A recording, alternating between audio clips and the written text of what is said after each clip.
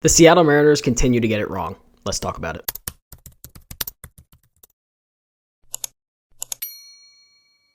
So what do I mean by the Seattle Mariners continue to get it wrong? And I hate to even get to this point in the season, but after this past series versus the Angels, I have to bring it up because somebody in this front office, in this organization, is just doing it completely wrong. If they do not make the playoffs this season, I will have a completely separate video on my thoughts on that, but I had to bring up some players that are just doing really well and who were Seattle Mariners and who the Seattle Mariners could continue to pick up, but they choose to avoid and acquire guys that just aren't getting the job done. So that's right. If you did predict it, I am going to be going over some former Mariners stats this season and seeing where they would rank if they were Seattle Mariners this year in terms of RBIs, home runs, WRC+, etc., to see how much they really would help this team if they were still Mariners. And like I said, I really hate to have to do this and kind of just explain my frustration by doing this, but it just doesn't make sense to me how they can let certain guys walk even after having, decent to above average years for the Mariners in years past, and they continue to just move on and forget like it didn't even happen. So if you guessed the two Mariners that I'm going to be talking about in this video, or former Mariners, I should say,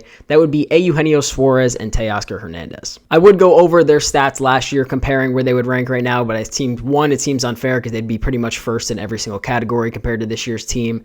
And two, I don't really want to go because, there's still 25 games out, so it's really not even fair to really compare those numbers to begin with. So I'm going to be going over where they would rank on the Seattle Mariners roster right now in terms of offensive stats. So let's start with our guy, Gino. And he really did have a struggle to start the season, but he has really started to figure it out for the Diamondbacks, and he has been very, very hot since the All-Star break. But Gino is hitting his classic 236 average, which is actually ranked currently 4th on the Seattle Mariners. And mind you, this is with at least a minimum of 80 plate appearances. So, Samad Taylor, who's hitting 500 because he had a hit earlier in the year, that's all not factored in. But he would be 4th in terms of batting average. In terms of RBIs, you guessed it, he would be first. He has 83 RBIs on the year, and he would be above Cal, who is leading the team with 80 right now. And who is in second is Julio, and he has 46, so it's not even close there. He has 21 home runs, which would rank him second on the Seattle Mariners behind Cal Raleigh, who's been basically carrying this offense on his back as much as he could. He has a 2.2 WAR, which would be tied for second on the team, and he has a 102 WRC+, which would be 7th on the team, which is okay in terms of that category.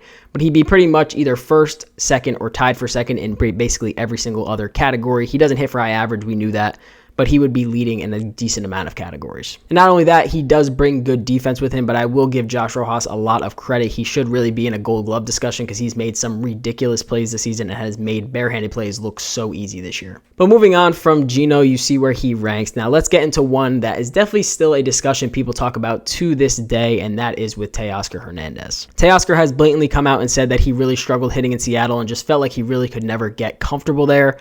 But nonetheless, he still had a good year. He had 26 home runs with us, 93 RBIs, hit 258. Not his best WAR. He had a 1.9 WAR last year, but he also did still have a 107 WRC+. So not really Teoscar standard, but still very good season offensively. Now, when weighing in on his Dodger stats, he does have a lot less pressure on him, being surrounded by a lot of other all-stars, and you can just see in his numbers he is much more comfortable at the plate there. As you can tell by the amount of home runs he's hit, he's already surpassed last year's home runs. He has 28 this year. But nonetheless, it was still, I want to put it into perspective for you guys that Teoscar had a $20 million qualifying offer that the Seattle Mariners could have picked up if they wanted to, but they decided not to. And this season, they are paying Mitch Garver and Mitch Haniger about $8 to $10 million more than they would have been paying Teoscar Hernandez to just stay this season. So just to go over some of his statistics and where he would rank on the Seattle Mariners this year, he is hitting 263 this season, which would have him second on the team. He has 87 RBIs, which you guessed it would have him first in RBIs on the Mariners. He has 28 home runs, which would also have him first on the Seattle Mariners.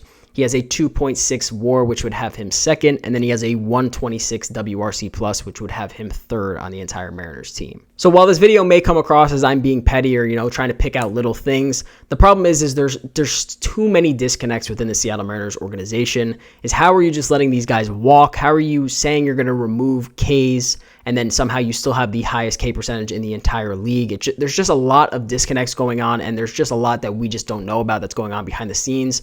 And somehow the Mariners are literally 2 losses away from being a sub-500 baseball team this season. So I don't know if that's, across the scouting department or Jerry and Justin. There's just a lot of moving pieces that you just really don't know where this is all coming from. I don't know how they're letting certain guys walk. And, you bring in guys like Mitch Garver, Jorge Polanco, which I can't lie, I was one of the people that was very excited to see them play in a Mariners uniform.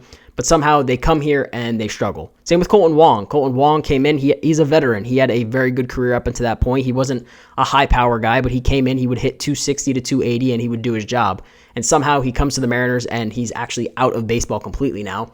So where is that disconnect that we're just not seeing? And I just don't know how they continue to fail over and over and over again at that. So I'm sorry if this video kind of comes across as a rant in a way. I mean, it is a little bit, but at the end of the day, they really are just failing. They're getting certain things wrong. They're not, you just break a 20-year playoff drought, and all of a sudden you have one of the best staffs in the league in 2023 and 2024, and you're this close to missing the playoffs 2 seasons in a row again, when all you needed to do was just go out and get reliable offensive pieces that could come in, do their job day in and day out, and you would easily win the AL West or even be at least in a wild card spot right now, up 7 games. So again, I don't want to keep going back on former players and comparing, you know what I'm saying, but there's just a lot of going wrong in this organization right now, and I don't understand where that disconnect is. This team should be so much better than they are, and I just don't know what the problem is. So please let me know what you guys think the problem is down in the comment section. But otherwise, I hope you guys did enjoy the video, and I'll see you guys in the next one.